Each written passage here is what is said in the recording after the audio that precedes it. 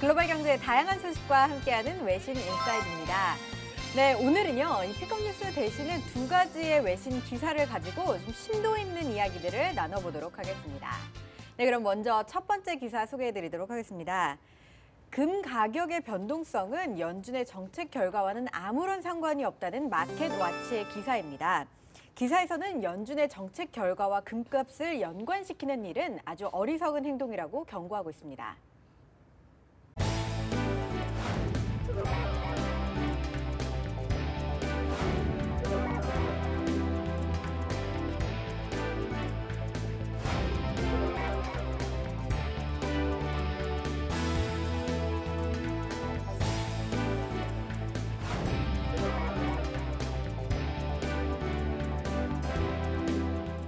네, 오늘 첫 번째 기사는요, 이 제목에서부터 기사 전반적인 내용에 이르기까지 아주 강하게 이야기를 하고 있습니다.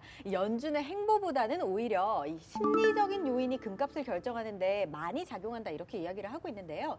어떻게 개인적으로 생각하시나요? 이 지금 결론이 이제 연준의 어떤 행동에 대해서 금값을 비교하지 말라 이런 얘기잖아요, 그죠? 네. 비교 안 하는 것도 어리석은 행동입니다. 그러니까 뭐냐면 금의 대체제는 화폐입니다, 그죠? 네네. 근데 금이라는 거의 특징은 뭐냐면은 함부로 생산량을 늘릴 수가 없어요. 굉장히 한정된 생산량밖에 네. 없습니다. 돈은 생산량이 얼마든지 지폐를 인쇄할 필요도 없어요, 그죠? 컴퓨터 키보드 조작만으로 막 늘어나잖아요, 그죠? 그러니까 이 대체제인 화폐가 믿음이 떨어질 때 금값이 폭등합니다. 70년대 닉슨이 달러를 금으로 안 바꿔준다고 선언하니까 금값이 4배 이상 폭등했잖아요, 그죠? 네. 그다음에 80년쯤에 그 팔레비 정부 왕정 무너지면서 중동에서 전쟁이 나니까 또 금값이 막 뛰었어요.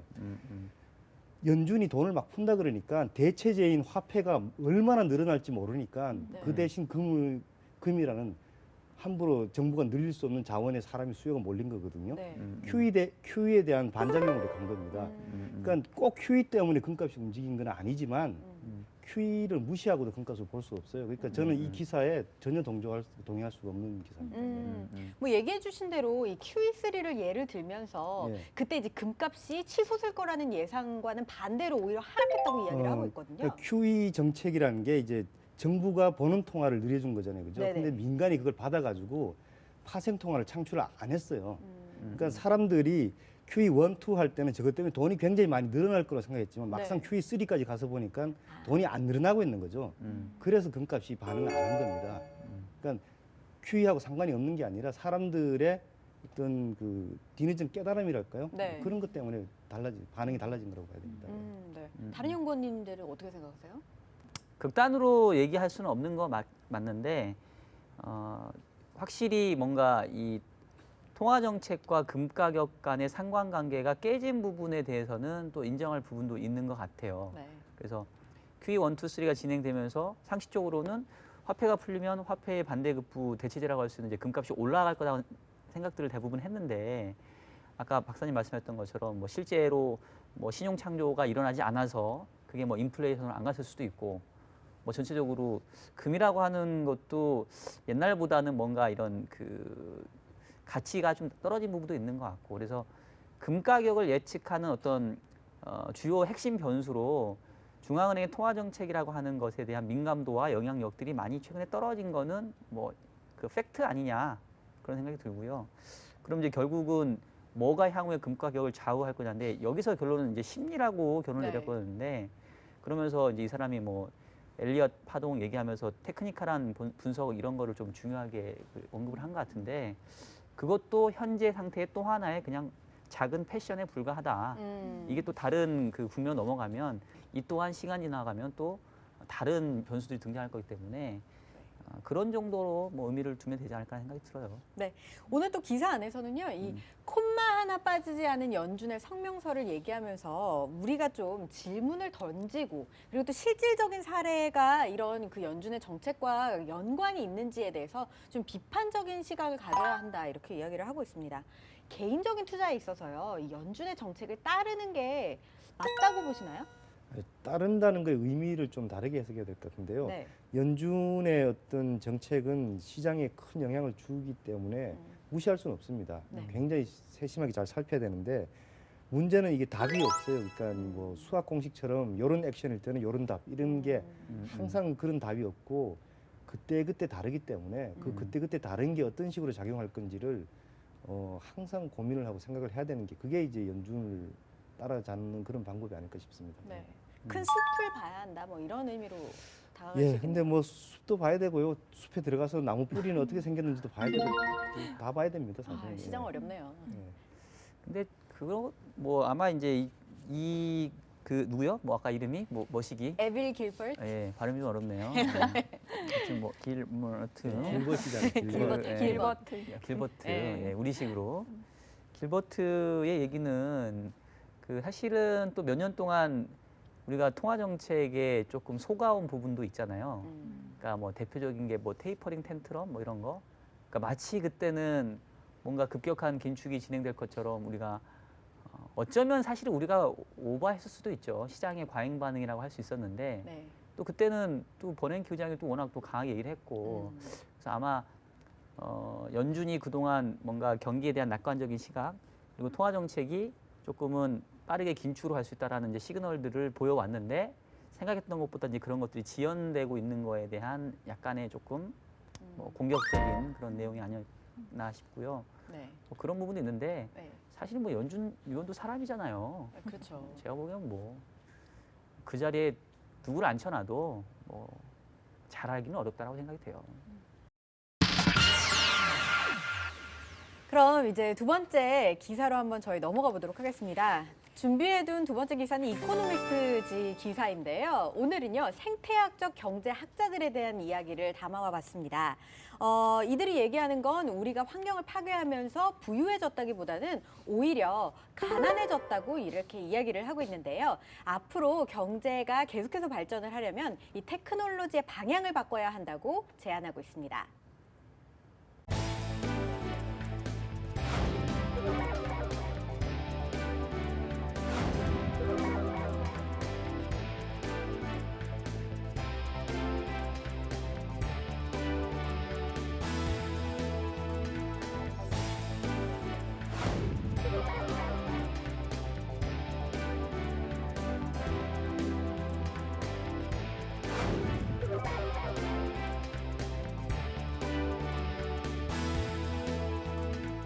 저희가 보통 생각하는 건 이 자원을 이용해서 이익을 거두는 것이 바로 경제 활동이라고 보편적으로 알고 있는데요. 이들이 얘기하는 것은 이 정상 상태, 바로 이 자원의 사용량이 전혀 변화하지 않으면서도 경제를 계속해서 발전시킬 수 있는 방향을 우리가 찾아야 된다라고 추구하는 사람들 바로 생태 경제학자라고 할 수가 있겠습니다. 그런데 저희가 알고 있는 그 보편적인 경제 활동과 다른 뷰잖아요. 이런 것이 정말 가능할 수 있을까요? 근데 사실은 이런 이야기들이 나온다는 것 자체가 자원을 계속 소모하면서 경제 성장을 하는 게 한계에 도달하고 있다는 것을 느끼는 사람들이 이제 생기고 있다는 거잖아요. 예를 들어서 중국이 1인당 원유 소모량을 보면은 제가 몇 년 전에 계산한 건데 아마 1인당 3배를 뭐 이 정도였습니다. 근데 네. 미국은 이거를 1인당 20배를 이상을 쓰고 있어요. 인구 1인당을 보면은. 네. 중국 인구가 미국 인구처럼 그렇게 기름을 소모한다라고 네. 가정하면은 어마어마해요. 전 세계에서 생산되는 기름을 중국을 다 줘도 모자라게 되거든요. 그러니까 이건 어떻게 생각하면은 기름을 쓰지 않고 성장하는 방법을 중국은 찾아내야 된다는 이야기고요. 네. 그래서 만약에 그 방법을 찾지 못한다면 중국의 경제 성장은 심각한 한계에 부딪힐 수도 있다. 이렇게 봐야 되는 거죠.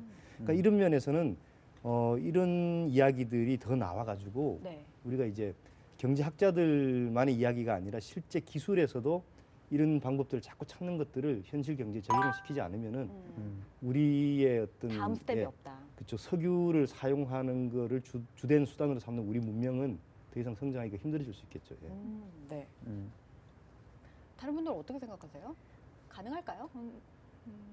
일단은 뭐 한나라면 전 세계가 한나라면 이런 것들이 가능할 수도 있을 거, 그러니까 뭐 좀 다가갈 수는 있을 것 같은데 다 경쟁을 하고 있다 보니까 여기 동의를 할 수 있을까 약간 의문이 들고요. 저는 이 글을 읽었을 때 최근에 그 북경 베이징이 생각나더라고요. 그러니까 네. 그리고 환경 관련된 얘기인데 공기가 너무 안 좋고 생명의 위협을 느끼니까, 그러니까 그런 물론 이제 다른 뭐 분배나 이런 문제들도 있겠지만은 환경 문제가 이제 생명을 위협하게 되다 보니까 결국은 이런 방향으로 이제 가야 된다는 생각들을 계속적으로 하지 않을까 그렇게 생각. 어쩔 수 없는 선택이 돼가고 있는 것 같기도 합니다.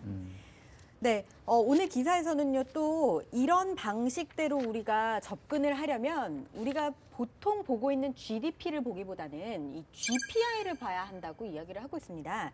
이 GPI가 어느 정도의 효율성을 가질 수 있다고 생각하시나요? 그러니까 효율성의 문제라기보다는 이제 어떤 뭐 가치의 척도로 봤었을 때 GDP는 어떻게 보면 이제 자연에 대한 훼손 부분들을 그냥 나몰라라 하는 그냥 정말로 생산된 부분만 그 효용된 부분만 따진다고 한다면 네. 이 GPI는 이제 그게 전혀 대가가 없는 게 아니다. 실제 자연이 훼손되고 있고 공해가 일어나고 결과적으로 그게 당장은 아니더라도 미래 세대에 또 언젠가는 다시 또 우리에게 악영향을 미칠 거기 때문에 이제 그런 부분들까지 감안한 어떤 경제 활동의 효용을 평가해야 된다. 이제 이런 저는 개념으로 좀 받아들여지고요. 개념적으로는 방향으로는 맞는 방향은 맞는 것 같아요. 뭐 그렇죠. 전 세계적으로 나타나는 여러 가지 어떤 그 이상 기후라던가 네. 그런 것들이 결국은 그동안 우리가 뭐 방만하게 자연 어떤 그 자원들을 무분별하게 썼던 거에 대한 어떤 대가다라고 생각해 보면 네. 지금부터는 이제 이런 개념들이 자꾸 나와가지고 뭔가 좀 그런 쪽에 대한 부분들을 이렇게 어느 정도 진정시키는 그런 반대급부의 그런 활동도 있어야 될 것 같은데 아까 우리 전 연구원이 얘기하신 거에 좀 동의하는 게 이게 전 세계가 공감하면서 같은 가치를 보면 좋은데 네. 분명히 누군가는 또 무임승차를 하는 사람이 있을 거고 누군가는 우리는 아직 그것까지 볼 여력이 없어 또 그런 애도 있을 것 같아서 이게 어떤 일반적인 그런 그 지표로 사용되기까지는 앞으로 수십 년 수백 년이 걸릴 것 같고 일단 개념은 맞는 방향이라고 저는 생각은 해요. 경제학자들 일자리 굉장히 많이 생길 거예요. 이걸 하게 되면요. 지금 네. 공해 발생이 화폐 가치로 얼마의 손실을 끼치는지 맞아요. 다 계산하려면 측정이. 네. 어마어마한 아마 노력이 들어가야 될 거예요. 그러니까 고용 지표가 상승하겠네요. 예. 뭐 그런 그런 이 미래 일자리를 창출하기 위해서 창조 사람들이- 경제, 창조 경제. 설마 그러진 않았겠죠. 예. 네. 저는 보조 지표로 쓰면 좋을 것 같아요. 음. 일단은 GDP를 일단 가져가고 음. 일단 보조 지표로 쓰면서 막 방향성을 다 이제 그렇게 가져갈 수 있게 좋은 쪽으로 이상적으로 쓰면 좋지 않을까. 근데 보니까 저희가 지금 최근 몇 주 동안 계속 환경, 뭐 기후 관련된 이슈도 계속 나오는 것 같아요. 그렇죠. 특히 뭐 파리 기후 협약 이후에 그쪽에 대한 어떤 관심들이 커지는 것 같은데 이제라도 그런 쪽에 관심을 가졌다라는 것은 긍정적이긴 한데 한편으로는 우리 이 이기적인 인간이 그런 거에 대한 관심을 갖기 시작했다라는 거는 역설적으로 뭔가 좀 심상치 않은 변화가 문제가. 있기도 있는 거 아닌가? 뭐 이런 생각도 좀 약간 좀 네, GDP 오싹하네요. 문제점도 공감합니다. 네. 사실은 공해가 발생하면 그만큼 빼주자는 게 GPI 이야기잖아요. 근데 GDP는 그 공해를 다시 정화시키면 또 GDP가 더 늘어나게 돼 있어요. 그죠? 그렇죠. 예. 그러니까 좀 좋은 거를 만드는 것도 GDP 늘어나게 하지만 그 나쁜 거를 다시 원상 복귀시키는 것도 GDP를 증가시키는 거기 때문에 GDP 자체가 문제점이 좀 많이 있는 건 사실이죠. 예. 뭐 이상 기후가 일어나고 있는 시점에서는 정말 저희도 한번 두 가지를 다 꼼꼼하게 살펴볼 필요가 있을 것 같습니다. 네, 저희가 마지막으로요, 이 한국의 브루노 마스라고 할 수 있죠. 박종현 연구원님께서 시청자분들에게 연말을 맞아 노래 선물을 준비하셨다고 합니다. 오늘 기타 선율을 마음껏 만끽하시면서 박종현 연구원님의 무대로 이 시간 마치도록 하겠습니다. 네, 그럼 저희는 2016년 새해를 맞아 다시 인사드리도록 하겠습니다. 그럼 박수로 청해 듣도록 하겠습니다.